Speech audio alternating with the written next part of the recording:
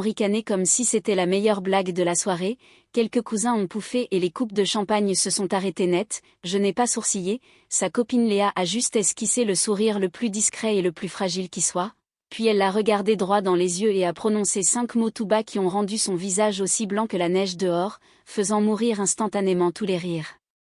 Je m'appelle Manon Leroy. J'ai passé 33 ans à être invisible dans ma propre famille et cette nuit-là, la lumière s'est enfin allumée, mais pas de la façon dont il l'attendait. Si vous avez déjà été la tête de turc de vos repas de famille, restez avec moi car cette histoire se termine par un feu d'artifice qu'ils n'ont jamais vu venir. Aimez la vidéo si vous êtes prêts pour la suite, abonnez-vous et activez la cloche pour ne rien rater, c'est parti. Je me souviens encore que tout le monde s'arrêtait de se servir quand j'avais 8 ans, cela arrivait à chaque dîner. Valérie remplissait d'abord l'assiette de Maxime, empilant les meilleurs morceaux de faux filet pendant que nous attendions, mon assiette arrivait en dernier, toujours avec les bords brûlés, la plus petite portion, la purée froide dont personne ne voulait, et si je tendais la main pour en reprendre un peu, sa voix coupait la table, douce mais tranchante. « Manon, ne sois pas gourmande ». Grégoire ne levait jamais les yeux de son téléphone sauf si le Wi-Fi sautait, alors il aboyait mon nom à travers la maison comme si j'étais son assistance technique attitrée, répare le routeur, redémarre la box, trouve pourquoi la télé connectée ne marche pas.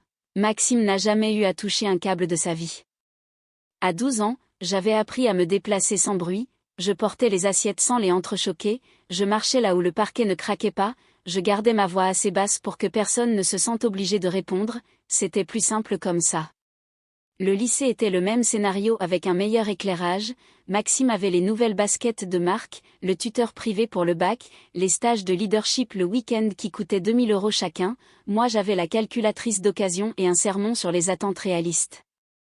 Quand les réponses pour les études supérieures ont commencé à arriver, la mienne est arrivée en premier, une admission complète à l'INS à Lyon avec une bourse d'excellence, tout était couvert, j'ai laissé l'enveloppe sur le comptoir de la cuisine le cœur battant, pensant que cette fois il me verrait enfin. Valérie l'a ouverte, l'a parcourue une fois et l'a glissée dans la pile de factures en disant « C'est bien Manon, mais Maxime vient d'être mis sur liste d'attente pour une grande école de commerce à Paris, on ne peut pas se permettre de vous payer 2 logements. » 2 semaines plus tard l'argent de ma bourse s'était envolé, Valérie avait dit à l'administration qu'il y avait eu une urgence familiale, l'urgence c'était les frais d'inscription de Maxime. Je l'ai découvert quand l'école m'a envoyé l'avis de désistement, l'explication de Grégoire a tenu en une phrase, on investit là où le retour sur investissement est le plus élevé. J'ai eu 18 ans cet été-là, le chèque de 500 € de ma grand-mère a disparu de ma commode la semaine même où Maxime avait besoin de nouvelles jantes pour l'Audi que Grégoire lui avait acheté, Valérie a appelé ça un prêt, le prêt n'a plus jamais été mentionné. Mes études se sont transformées en cours du soir à la fac tout en prenant 2 bus à chaque trajet, j'ai payé chaque crédit moi-même en cumulant des jobs à la bibliothèque universitaire et dans un fast-food ouvert 24h24. Maxime rentrait à chaque vacances avec de nouvelles histoires de soirées BDE et de séjours au ski auxquels personne ne m'avait demandé de participer. Pendant les vacances d'hiver de sa première année, il a plié l'Audi, Grégoire n'a pas crié, il m'a juste regardé à travers la cuisine le lendemain matin en disant « Tu t'y connais en voiture non ? Prends le bus jusqu'au garage et gère ça ». J'ai passé mon seul jour de congé à faire la navette entre le garage et l'assurance parce que Maxime avait entraînement de tennis.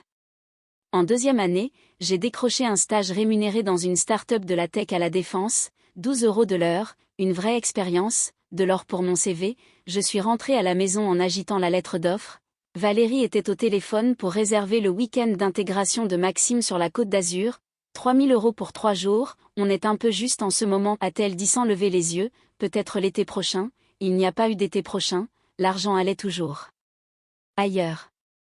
J'ai appris à ne plus rien rapporter à la maison, bulletins, récompenses, lettres d'admission, tout ce qui pourrait les forcer à me remarquer et à décider que je ne valais pas le coup. Je gardais mes réussites dans un dossier sur un vieux PC portable caché sous une lame de parquet desserrée dans mon placard, le seul endroit où il ne regardait jamais.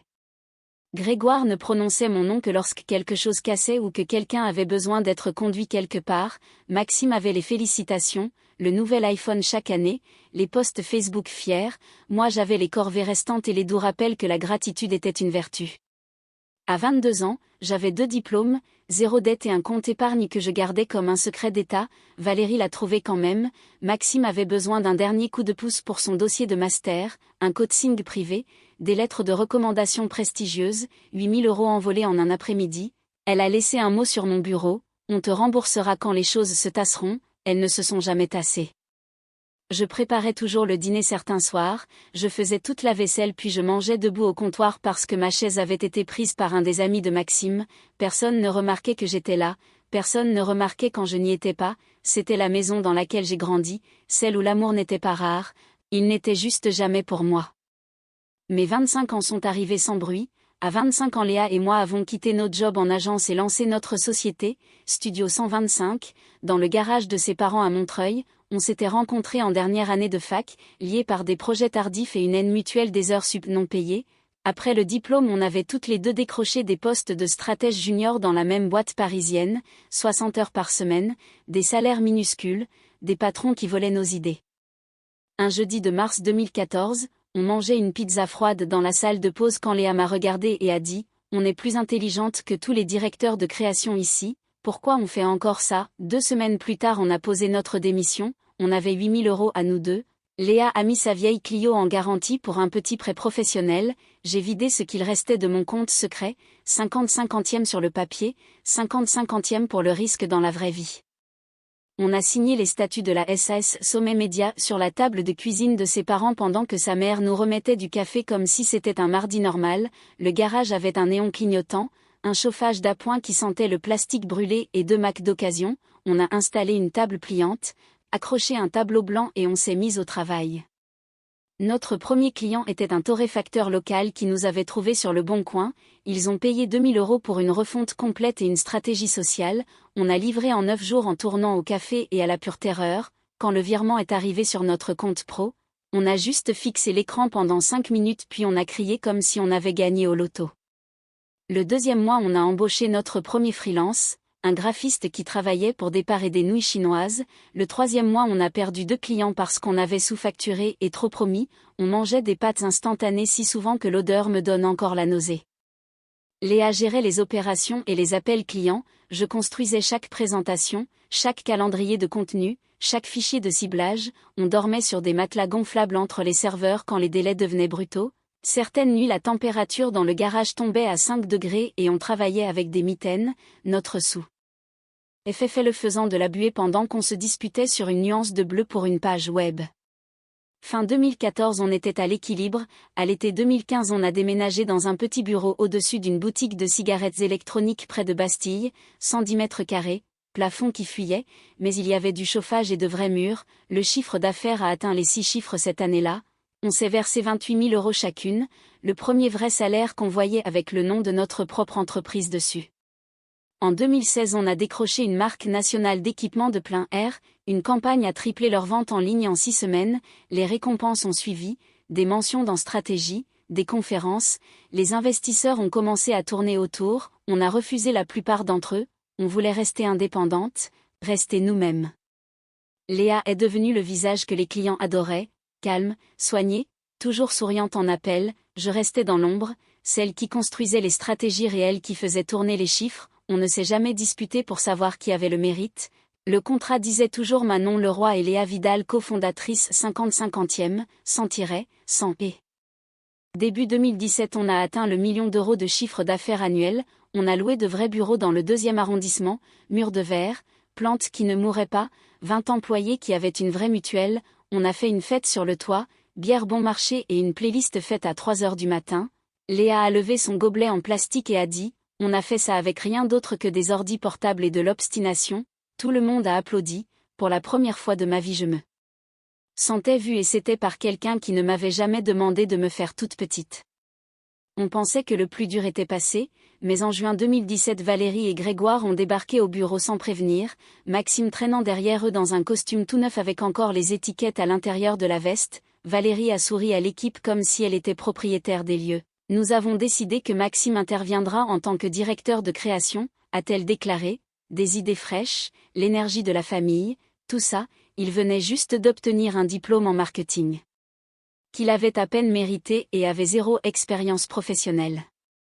Le décès actuel, un type qui était avec nous depuis 2 ans, a été raccompagné à la porte le même après-midi avec un carton. La première semaine, Maxime a raté chaque réunion matinale, arrivait à 11 h et passait la plupart des après-midi dans des bars en terrasse. Quand un client a demandé une stratégie TikTok, je suis resté jusqu'à 4 h du matin pour construire la présentation, analyse des tendances, formule d'accroche, idée de montage, calendrier de production complet. Je l'ai sauvegardé sur le drive partagé sous Q3 marque Sport Final. Le lendemain matin, le même fichier est apparu dans le dossier client intitulé Concept marque Sport Maxime Leroy.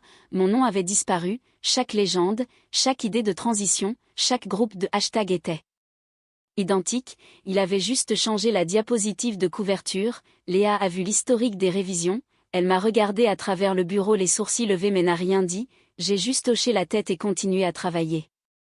C'est devenu la routine, je finissais une campagne de réel pour un client beauté, je la mettais en ligne à minuit, je me réveillais pour voir Maxime la présenter à 10 h avec sa propre voix off, l'équipe a commencé à l'applaudir, les clients ont commencé à demander la touche Maxime.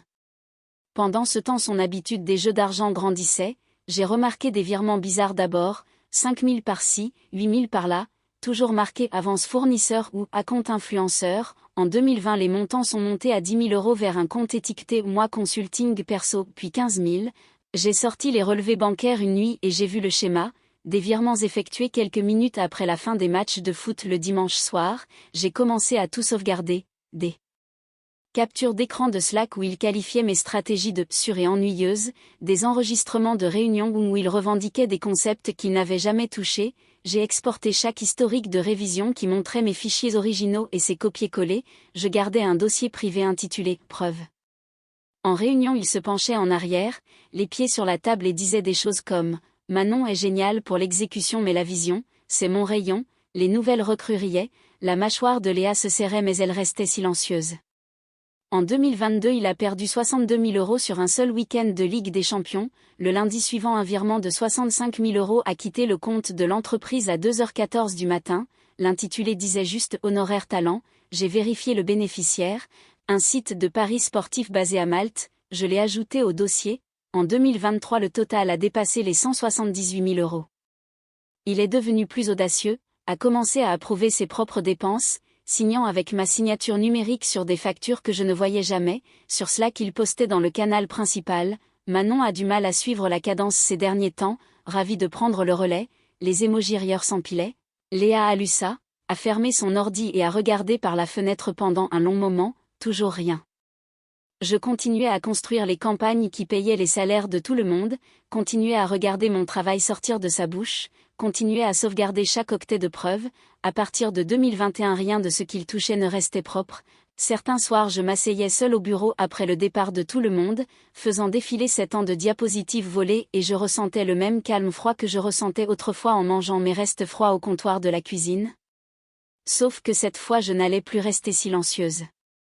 Le soir du 28 décembre 2024, Laure Parker, notre ancienne comptable qui avait quitté l'entreprise en novembre, m'a envoyé un seul fichier Excel de 47 pages sans aucun message. Je l'ai ouvert à 23 h 47 dans mon appartement sombre, des lignes et des lignes de virement, chacun signé par Maxime, date, montant, faux nom de fournisseur, numéro de compte, 178 422 € et 31 centimes déplacés sur 19 mois. Elle avait surligné les adresses IP du site de Paris en rouge. Je l'ai appelée immédiatement. « Depuis combien de temps tu sais ?»« Depuis le jour où j'ai démissionné » a dit Laure d'une voix basse. J'ai gardé un accès en lecture seul au grand livre. Je croyais être paranoïaque jusqu'à ce que les chiffres ne s'équilibrent plus. Elle avait passé des semaines à faire correspondre les horaires des retraits avec les chronomètres des matchs de foot, croisant les comptes bidons, sortant les registres publics de perte de jeux qui finissaient on ne sait comment au nom de Maxime. Le dossier était en béton. On s'est vu le lendemain matin le 29 décembre dans un café calme près de République. Laure a fait glisser une clé USB sur la table. Tout est là, relevé bancaire, approbation falsifiée, déclaration fiscale qu'il n'a jamais faite, assez pour des poursuites pénales. Ce même après-midi, nous étions assises dans un cabinet d'avocats avenue Hoche. L'avocate au civil, une femme spécialisée dans la fraude d'entreprise, a lu le résumé en 12 minutes et a levé les yeux. Ce n'est pas juste de l'abus de biens sociaux, c'est de la fraude fiscale au niveau national. Le fisc va le manger tout cru. Nous avons passé le reste de la journée dans sa salle de conférence, signé des mandats, imprimé des copies, construit des chronologies. À 18h nous avions une plainte scellée prête à être déposée et un signalement pour la brigade financière.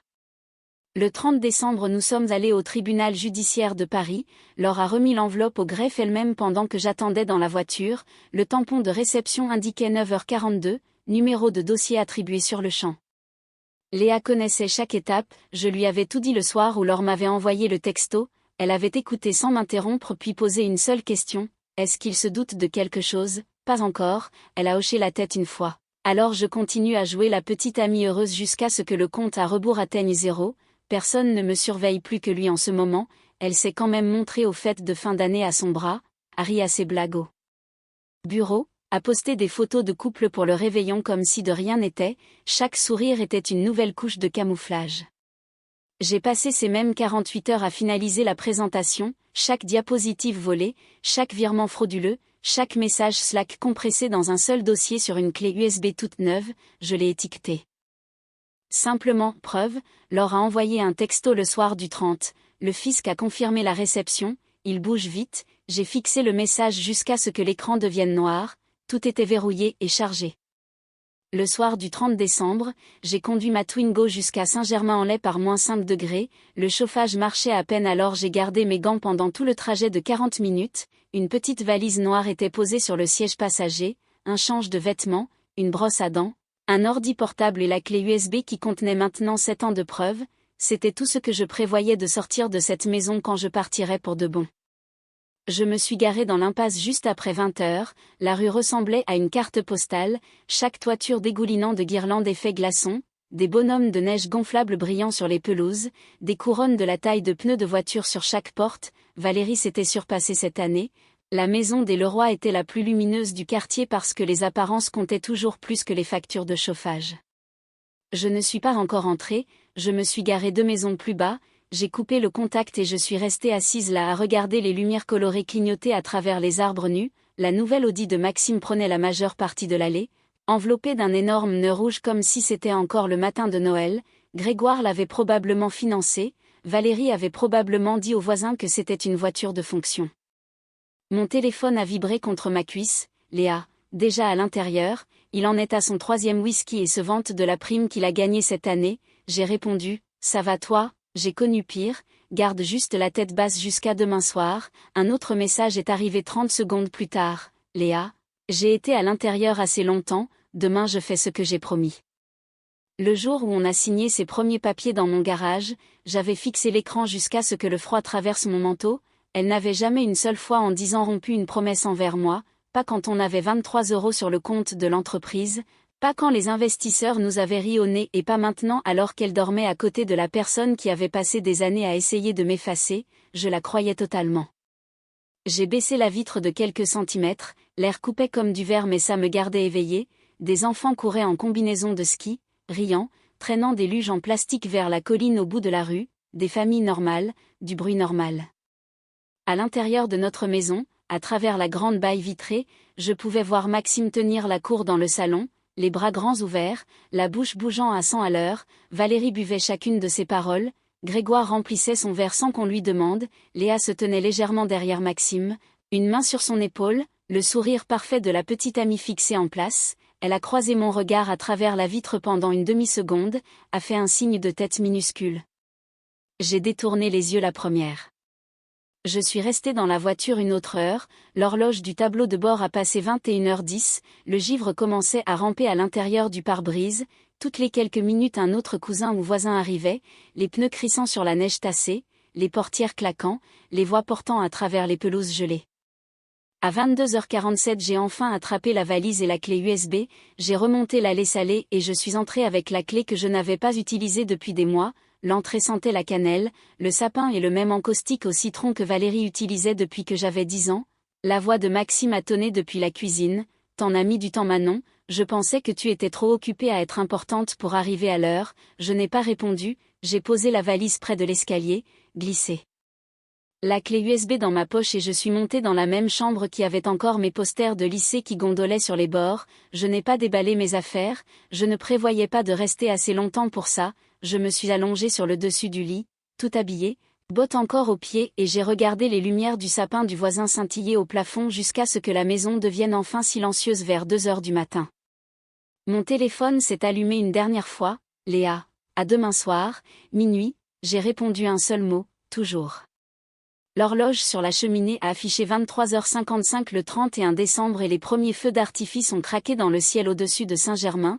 Le salon était bondé, cousins sur le canapé d'angle, voisins sur des chaises pliantes, flûtes de champagne attrapant les flashs colorés à travers les fenêtres. La télé diffusait le conte à rebours des Champs-Élysées, le volume bas sous les conversations superposées. Maxime se tenait au centre, un bras autour de Léa, whisky clapotant dans son autre main. Il m'a repéré appuyé contre l'arche et a levé son verre comme pour un toast. 10, 9, la foule à la télé chantait, il a souri de plus belle, tout le monde, un petit toast rapide à ma sœur, sûrement lesbienne pas vrai?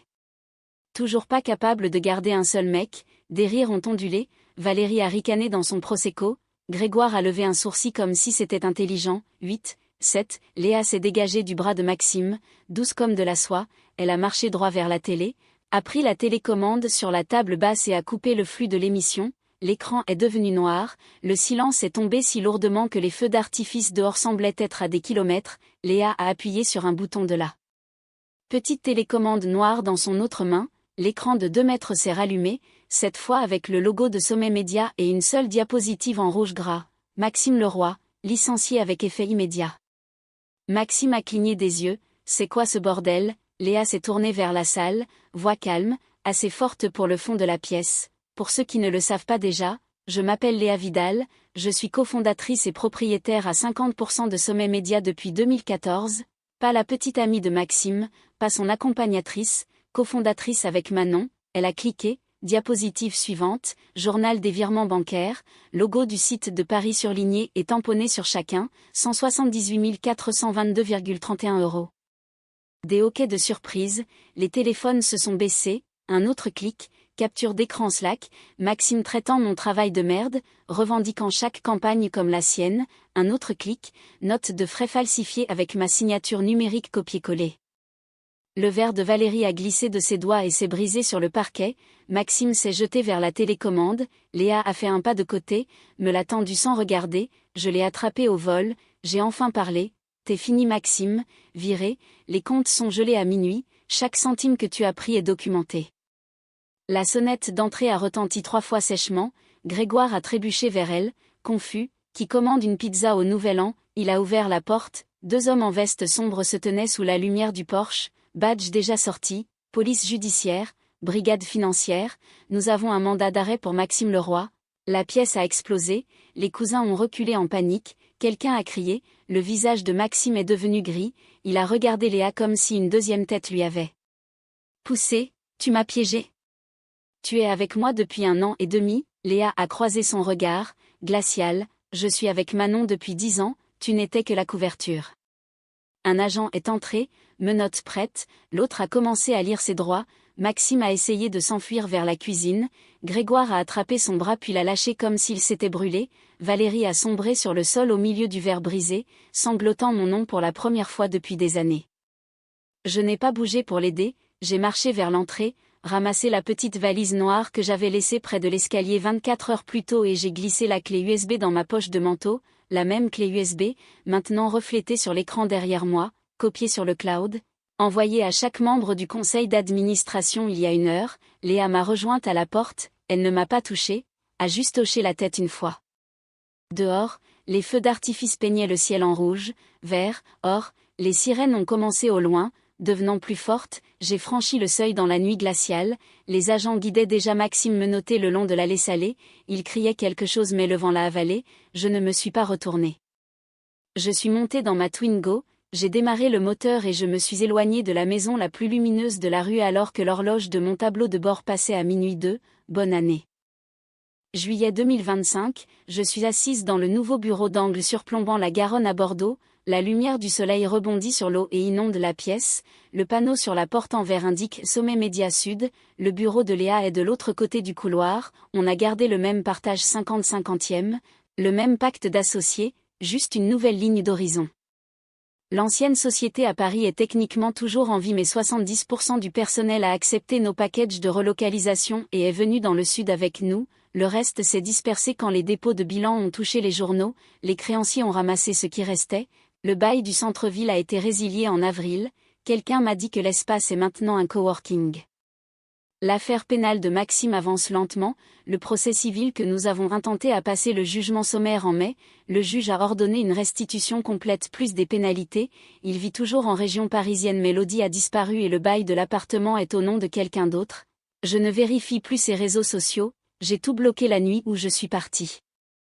Valérie et Grégoire ont vendu la maison de Saint-Germain en mars, le marché était chômé après les hypothèques et les arriérés d'impôts, ils sont repartis avec presque rien. Aux dernières nouvelles, ils ont emménagé dans un 2 pièces près de Roissy, ni l'un ni l'autre n'a essayé de me contacter, mon numéro a changé le jour où j'ai passé le panneau Bordeaux. Leurs noms sont juste des noms maintenant, Léa et moi ne parlons jamais des 18 mois qu'elle a passé à sortir avec lui, on n'en a pas besoin, certains soirs on ferme nos ordis, on commande des tapas au camion en bas et on s'assoit sur le balcon en regardant les bateaux passer, c'est suffisant. On a embauché Laure comme notre nouvelle directrice financière, elle commence lundi. L'ironie nous fait rire à chaque fois qu'on le dit à voix haute, le chiffre d'affaires ce trimestre est déjà plus élevé que notre meilleure année à Paris, les clients nous ont suivis, de nouveau continuent d'appeler et pour la première fois les contrats ont nos deux noms sur la page de garde dès le premier jour, aucune explication requise. Parfois les touristes s'arrêtent sur le pont de Pierre au coucher du soleil pour regarder la vue, je me tiens parmi eux, téléphone en silencieux, vent dans les cheveux et je réalise que je ne me souviens pas de la dernière fois où je me suis sentie petite. J'ai gardé une chose de l'ancienne maison, le dossier sur mon bureau intitulé « Preuve », il est toujours là, crypté, intouché depuis janvier, je ne l'ouvre plus, je n'en ai pas besoin, la preuve a fait son travail. Les gens demandent si je suis en colère, je ne le suis pas, la colère prend de l'énergie que je préfère dépenser à construire la prochaine étape, le fleuve continue de couler, la ville continue de grandir et chaque matin j'entre dans un bureau qui nous appartient, pas de faveur, pas d'enfant roi, pas de crédit volé, c'est la seule fin heureuse que j'ai jamais voulu. Merci d'être resté avec moi jusqu'au bout.